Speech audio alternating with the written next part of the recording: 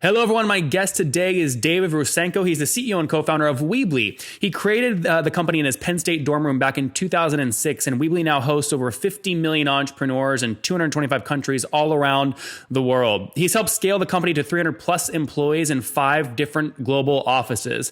He's dad to a 1.5-year-old, and his hobbies range from the stunt car driving to a roaring game of bridge with his mother-in-law. David, are you ready to take us to the top? Yeah, let's do it. All right, so here's the big question. On an average night, who wins bridge more, your mother or you? Bridge is a tough game, and I've only been playing for a few years now, so I got to give it to my mother-in-law. She'll win every time. And what are the stakes? Does she get a percentage of the company every time you lose? What's on the table here? That would not be a great bet. Usually it's bet over a bottle of wine. That's good. All right, let's jump into Weebly here. So I think most people obviously are familiar with the space, but for the rare person who's not, quickly tell us what Weebly does and what's your revenue model? How do you make money? Sure. So Weebly is the easiest way. If you're starting a business and you're trying to get online and get found, Weebly is the easiest way to do that. If you're trying to sell online and start an online store, or even just get something as basic as a website up to get started, you can sign up on Weebly.com. Within 10 minutes, you can have something online. Within a couple hours, you could be completely finished and be ready to go. And what's the revenue model? Is it a pure play SaaS or is it a mix or what? It's really easy. We're offer a monthly charge. It starts with free, so you can get started for free. Actually, about 80% of what we offer is completely free. And then it's very honest. If you like the service, it starts at $4 a month, all the way up to about $35 a month. And just a simple monthly charge, no advertising. You just if you see value, you just pay for what you get. And David, is it fair to say the average is probably, in terms of if you just look at your paying customers, you're closer to $4 or $5 a month, or is the average actually higher end, $30-$35 a month? No, most people are sort of somewhere in that like $8 to $15 a month price range. So it's still really affordable. Okay. And what different pricing kind of metrics are you using to drive up ARPU? Is it number of seats? Is it number of pages on the website? Is it number of widgets included? What leverage points are you using? So for us, it's entirely functionality, right? And you get unlimited page views, you get effectively unlimited storage. So there's no limits on those kind of things, but it's really just down to the functionality. So are you using a more basic website that's just kind of telling your story? That's probably in the $4 to $8 a month range. Are you starting to do some e-commerce and starting to sell online? That's in sort of that $16 to $25 price point. Are you really getting advanced with the e-commerce? You want to include our email marketing products, our Facebook advertising products, and really start to grow your business and get found. That's where you get in some of those slightly higher price points. And why have you chosen to take the war to 2 separate spaces? And what I mean by that is on your website, there's a clear delineation right when you start. Are you building a website or an e-commerce platform? And on both of those sectors, you have massive competitors, be it Shopify on e-commerce or Squarespace, Wix, and the other guys on the website side. Why fight 2 wars at once? Sure. I mean, the space is huge. A lot of entrepreneurs like to pride themselves on saying we have no competition. If you have no competition, that's a bad sign. That usually means you're in a small market. So the market's absolutely massive. I think, we go where our customers are. And what our customers have told us more and more is that they're looking to start selling online. I think maybe 10 years ago, it was really about, expectations were just a little simpler. It's like, hey, I just want to get found. I want to get that website online. That's kind of our bread and butter. That's where we started. And there's a whole host of people who are just looking to do that.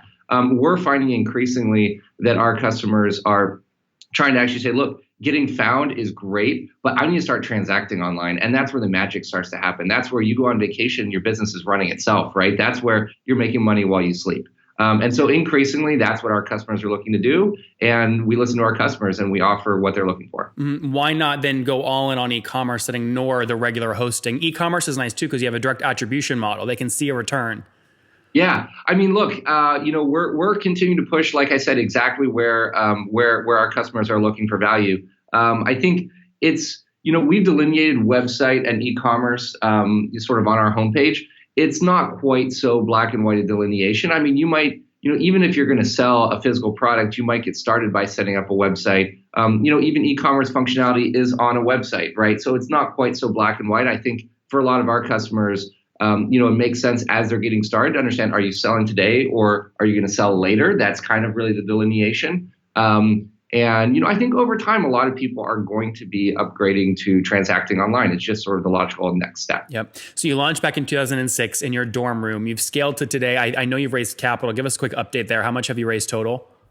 Yeah, so we started, I wrote the first line of code in February 2006. It was part of a class project at Penn State.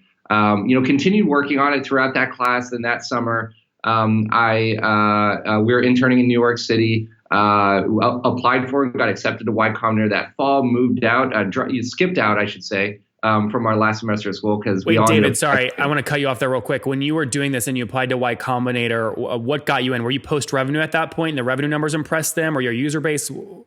No, this was 2007. These were simpler times, if you will. Y Combinator had just gotten started. Most companies that were applying for Y Combinator at that point in time were just idea stage. That's obviously very different today. At the time, I think we were one of, if not the furthest along company that had ever applied to and gotten into Y Combinator. In terms of what, though? User base, code lines written, what? So we had actually launched something. Okay. And we had effectively launched a beta, and that was at the time the furthest along. But there was no way that you could pay us even a single dollar. That wouldn't come for another couple of years. People actually at one point in time were just mailing us unsolicited checks for $50, saying, "I'm really afraid you're going to go out of business. Like, here, just take some money. I love your product so much. Just have some money." David, that actually happened, or that's just a hell of a good story you tell it, and it kind of happened. Like, happened multiple times. Do you have a wall somewhere of all those just checks put up? You know what? Like, if we were smarter, we would have kept the checks. I think at the time we actually did need the money, so we cashed them. You're like, that's Whataburger tonight. That's McDonald's tomorrow night. Exactly. That's funny. That's Costco right there. Yeah. So 2006, you get into YC. Keep the story going from there. Yeah. So we skipped out of school. I say we skipped out of school because we all ended up graduating after the fact, but we had a semester left, and I drove out from Penn State to San Francisco. This was early January. I drove 80. Turns out I would not recommend driving 80 in January. I got stuck in Wyoming for about 3 days, but made it through with all the servers intact in my car. Made it out here to San Francisco, participated in the Y Combinator program that April. Kind of a fun, I suppose, if you want to call it that, milestone. We at one point were left with less than $100 in our bank account. We just paid rent. We had just done how many people were on your team at that point? Just the 3 founders. Okay. And so. So we had food for a couple weeks, and we had rent due like in another 2 to 3 weeks. So we basically only had a couple weeks left, and we weren't really sure how we were going to make it through. But demo day was coming up, and we were sort of cautiously optimistic. We ended up so it was $20K from Y Combinator in January. We made that stretch about 4 months. That was your first round, essentially, $20K. Effectively, that was the first round. And what have you raised today? To date, we've raised just a little over $35 million in primary capital. Okay. And when you say primary, why do you make that delineation? Have you done secondary stuff or venture debt or what? Yeah, we've done a little bit. And I think primary capital is the best way to look at the business. Basically, it's like how much is actually taken in. And we actually, so not to kind of, just to skip through the story really quickly, the 650K was in April of 2007. Kind of just continued scaling the business from there. In 2014, we raised $35 million from Sequoia and Tencent. And, today we actually have more cash in the bank than we've raised. Now, how have you managed? I mean, once you raise capital, you essentially put yourself on a timeline. And so I imagine you are fighting, your board meetings might sound something like this. These guys are going, David, spend more money, acquire more customers, drive growth. And you're going, I don't want to drive growth at the sake of the bottom line. I want to be cash flow positive. How do you keep pushing off the board's drive and desire for growth with keeping cash flow? You would be actually surprised. That's not how our board meetings go at all. I think the key is having the right investors, and we've been super, super lucky to have investors who are the best of the best, right? So it starts off with Y Combinator. You then have Ron Conway, Steve Anderson, Mike Maples, Iden, these sort of best known angels. Then of course Sequoia, and then most recently also Tencent. So I think. Having just a fantastic set of investors around the table means that they're also long-term focused, and there's no pressure for driving towards an exit or driving towards an outcome that isn't in the long term. As far as how we think about growth, I think what I've witnessed is a lot of very suboptimal decision making as far as spending goes. Very common to get ahead of your skis. You mean amongst your peers, David? Exactly. Yeah. Very common to just hire too many people. I think just being deliberate about how you grow the team is just critically important. Very common to just go spend money in a very undisciplined way. And we've always wanted to spend money smartly. So I think, look, we've always said, like, we're going to use this money to invest in growth where it makes sense, but we're not going to go and spend the money in a very undisciplined, sort of foolish way just because we feel like we need to. Yep, that makes sense. Now, walk me through some of the growth. You've driven incredible growth. So where are you? I'm sure a lot of it is free because you have a freemium model, but when you do spend money to drive new customer growth, where do you tend to spend that money? How are you getting new customers? Yeah, so I'll start by saying that that we've had substantially all of our growth has been via word of mouth. And I think at the end of the day, if you build a fantastic product, it's not that you build it and they will come, but the core of all success of any company does come down to the product and does come down to having just a fantastic experience with the product. I think, for us, a lot of that is driven by the freemium model that drives basically word of mouth. I think the freemium model only works if there's a couple things that has to work. It only works, number one, if it is driving word of mouth for you. It only works, number two, if your marginal cost per additional user is low enough to sort of support the freemium model. David, so do you mind me asking, can you quantify that in a given month? What % of your new customers will come from someone that clicked powered by Weebly on a free account? So there's a ton of different ways that people come. I will say that for the most part, it's never been a simple sort of growth hacking trick. There hasn't been a single sort of trick that's caused. I would say the very large majority of our growth has just come from, to the best we can tell, dinner table conversations, conversations over, a cocktail at the bar, just people who are saying, hey, here's where I am, talking to their friends about their needs, and someone saying, hey, have you tried Weebly?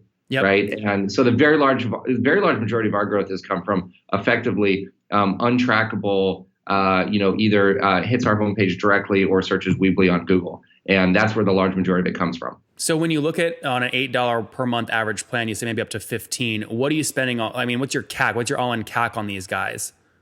Yeah, I mean, so that's obviously something that we look at very carefully. I'll say that, the specific numbers, for our business obviously are proprietary, being a private company. But the things that we do really look at, I think the freemium model is really interesting because not only do you have your traditional sort of cohort cash flows over time that you would see in a SaaS business, you also have this additional layer on top, which is your premium conversion over time from a sign-up cohort perspective, right? So that adds like a really interesting layer. But what it does is it adds a lot of sort of historical momentum in the business. So, for us, it's quite predictable how many of, the patterns are basically pretty consistent of how many people come to the door and how they'll convert over time. So on average, how long does a free user use you until they're converting? Are we talking like 6 months, 12 months, or even longer? You have to be more patient, 2-3 years.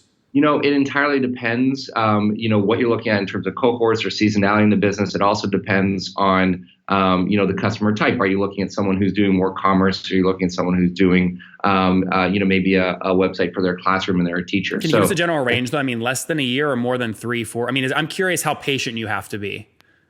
I think that, again, those numbers are like fairly proprietary for us. But in general, these are patterns that we see. We see people converting 6 years later for the first time. Someone who's signed up for the first time, who has been consistently using the service, who's paying us for the first time 6 years later. So, David, is that an outlier though? I mean, are you giving me an extreme example, or is that pretty average? That's not average. Okay. But we do see those patterns that people do. A lot of people convert up front. A lot of people will be converting over time as well. Yep. Okay. So 2006 to today, you've got a lot of growth coming from freemium. You have a board who's patient, which is wonderful. You've got nice cohort analytics in terms of being able to predict things like growth and conversion rates. What have you scaled to today in terms of total customers using the platform? Yeah. So we're over 50 million people that are using Weebly. The vast majority just are entrepreneurs. They have an idea. They're trying to get this online. They're trying to get access, right, to the digital economy and the economy more broadly.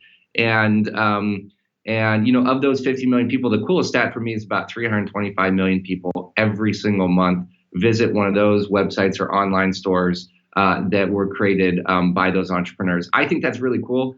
That's a global number. Just the U.S. component of that represents about half of the U.S. population. Yeah.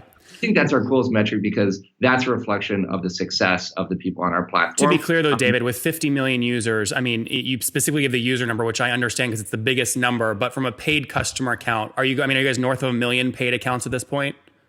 Yeah, I mean that's like another stat that we just don't disclose. We're a private company, but there's a large number of paying customers as well. I think what we see in terms of conversion isn't maybe slightly better, not totally out of line with the ranges that you see in a lot of premium businesses. Can you educate? I mean, obviously we just saw Drew's because the S1 came out, but when you say average, based off knowledge I have, I would say average is anywhere between like 4 and 8% on a freemium model. When you look at averages and you use the word "we're like other people," is that a fair average, or am I off by a little? Yeah, I mean, again, specific stats are going to be tough, really tough for us to disclose. But again, I would say we're a bit above average in terms of a lot of premium. Yeah, all I'm trying to say, ignore your numbers for a second. Educate us real quick on. I mean, a lot of people in the Valley. You're well educated here. What do you see as the average in a freemium model, typically from free to paid? I think that I'll tell you where we started when we first, because I think this is really important. When we first started, introduced our first paying subscription, which was Weebly Pro. And when we first introduced that, I think it was in June of 2008, we saw a conversion rate of just under 0.5%. Okay. So, for someone getting started who's looking to start a premium business, I think you absolutely have to keep in mind that these numbers that you see in terms of what's average for premium businesses, first of all, what's average, sort of what's the mean and the median are very, very different in freemium models. But number two, where you start with is going to be very different than where you end up when you're mature. And so I think it's really worth taking that into account. If you're looking at introducing either a freemium or just a SaaS model on top of your business, and you're expecting to get the average on day one, I would say lower your expectations because it takes a lot of time to get there, a lot of optimization, a lot of price testing, a lot of funnel optimization to get to the point where you're even at average. But then again, for some businesses, you may start day one above average, right? But I think in general, it's fair to say lower your expectations, at least in terms of your planning and what you're planning for. David, once you hit maturity, though, and again, I'm not asking you to reveal your numbers, but the reason I love this show is because I get people on who know more than I do, right? So when you talk to other friends in the freemium model space, are they typically able to mature to a point where it's 4, 5, 6% free to paid? Is that an average, or is it too low or high? It's really hard. I mean, some businesses are able to do 4, 5, 6. Some businesses are never able to get there. Some businesses are able to do 10% plus, right? Yeah. I think freemium and free trial are, it's not binary. It's more of a continuum, right? And so you have freemium on one end. I think the really important thing to understand as far as conversion rates go for businesses in freemium is that you have to have something that makes sense to your customers in terms of how you delineate between free and paid, right? And a lot of people think, look, I'm just going to slap a freemium model on top of something and I'm just going to get that 4%. And that's just not how it works, right? Yeah. I think going back to the Dropbox example, in some ways I've envied Drew. And by the way, we started, when we were in Y Combinator in 2007, we were in this building that we called the Y Scraper because there's so many Y Combinator companies there. And Drew and Arash were there too, about 2 floors down from us. So it was this kind of really fun kind of moment in time in 2007 when a lot of those companies were starting. One thing I always envied about the Dropbox model is that your model has to resonate with your customers in a way that they understand why they have to pay more for something, or they just won't do it. If it comes off as sort of fake, comes off as this like artificial constraint, it's not going to work. And for them, it's always made sense because people get that you have to pay more for storage, right? People are completely trained and attuned to that. What's David, just because we're running out of time here, what's your similar metric? Is it like number of page views, number of sites? For us, it's the features, right? Which feature?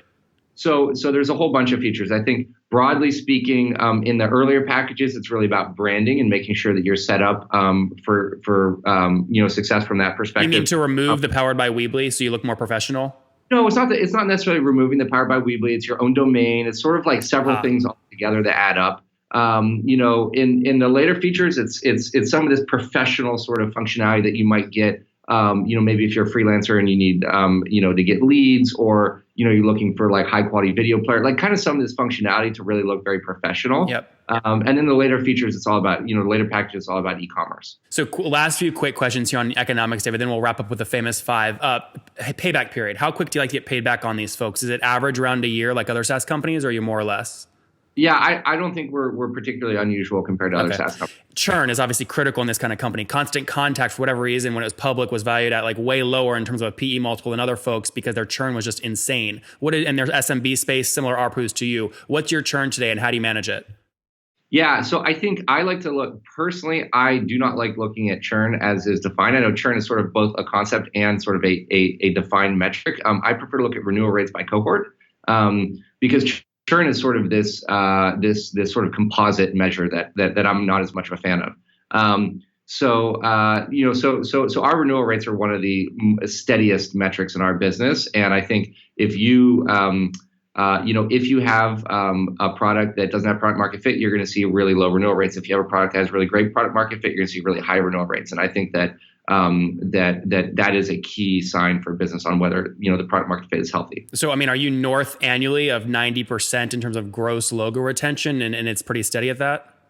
Yeah, it's kind of a different measure for us. We don't like look at logo retention. There's 50 million people that come to sign up. There's a certain number of those that have converted to paid. Well, tell me how you think about it. You have an interesting perspective. How do you measure it? So the way I think about it is basically looking at our cohorts and then understanding their renewal rates by term. So let's just say you look at a cohort that paid us for the first time in January of 2009. Sure. And let's say it's an annual package, right? Not a monthly. So what I like to look at is say of that cohort, what percentage of them will either have renewed or upgraded or extended, right? Those are kind of 3 things that you can do within the first term and then within the second term. So T2 would be, T1 would basically be in January 2010, T2 would be in January 2011, right? And looking at those renewal rates by term and then effectively comparing cohorts. So looking at the January 2009 cohort versus the January 2010 versus 11 versus 12 versus 13, and looking sort of, apples to apples to make sure we account for seasonality, and just looking at the trends in those cohorts and making sure that those are remaining really consistent or improving. And in our case, they're improving, which is great. Okay. And that gives you sort of predictability in the out years. You're not going to give me a minimum in terms of retention annually, are you? Unfortunately, I can't do that. You're similar to other SaaS companies playing in this space, though. Nothing crazy, and you do cohort analysis like everybody else. Exactly. All right. Last question here. You mentioned when you first put up the pro account, it was a 0.5% conversion rate from free to paid. Can I pin you down on this one thing? You've gotten better since then, not worse. Yes, we've gotten significantly better since then. Guys, there we go. We have a floor, right? So with 50 million paying people, if you only are converting 0.5%, he's north of this, but only 0.5%, that's 250,000 paying customers. If you got an $8 ARPU, which again, could be up to 15, but I'll do minimums, that's $2 million a month in revenue or north of a $24 million annual run rate. David, it's fair to say you're north of that, right? Just multiplying your numbers. It's fun to watch you try to work it out. You guys can watch his face on the YouTube to see if I'm accurate or not. But fair to say, David, those are numbers from you, minimums at least. I think you're doing well north of that. I want to give you credit for that. Let's wrap up here with the famous 5. One-word answers. Number 1, what's your last business book that you read? My last business book, not the last one, my favorite one is the one on Admiral Rickover, The Rickover Effect. The Rickover Effect. Number 2, is there a CEO you're following or studying right now? CEO I'm following or studying. No one in particular comes to mind. One person who has been helpful is Pete Flint of Trulia. Number 3, besides your own, what's your favorite online tool for building your business? This is like a really cheap answer, but I'm obsessed with Boomerang for Gmail. I would not be able to do what I do if not for that product. Number 4, how many hours of sleep do you get every night? Between 8 and 9. Okay, that's pretty good. And what's your situation? Married, single, and just 1 kid or more? Married with 1 kid. Okay, good. Married, 1 kiddo. And how old are you, David? I'm 32. 32. Last question. What do you wish your 20-year-old self knew? What do I wish my 20-year-old self knew? I think for the most part, I think the thing I wish I knew was to make sure to keep the business and the company on the same level. So a lot of people make the mistake on the other side of hiring too quickly. Earlier on, we made the mistake of hiring too slowly, and I think both are mistakes. Guys, there you have it. David from Weebly, when he's not getting his butt kicked by his mother-in-law at Bridge, he's building Weebly Lunch back in 2006. Made the trek across the country to get into YC, where he raised his first capital. They've now raised over $35 million. Last raise really was back in 2014. He's managed now to keep the company profitable with more cash in the bank today than all the money they've raised. So more than $35 million in the bank. When they first launched the Pro account, they were converting just 0.5% of those users. Don't expect to do more than that. That's a good lesson for everybody. Generally gotten better than that. Today, over 50 million paid accounts. If you assume some of the numbers he gave us, you can maybe back into a minimum of about 24 million bucks in ARR, growing fast and profitably in the Valley. It's rare. David, thank you so much for taking us to the top. Thanks for having me.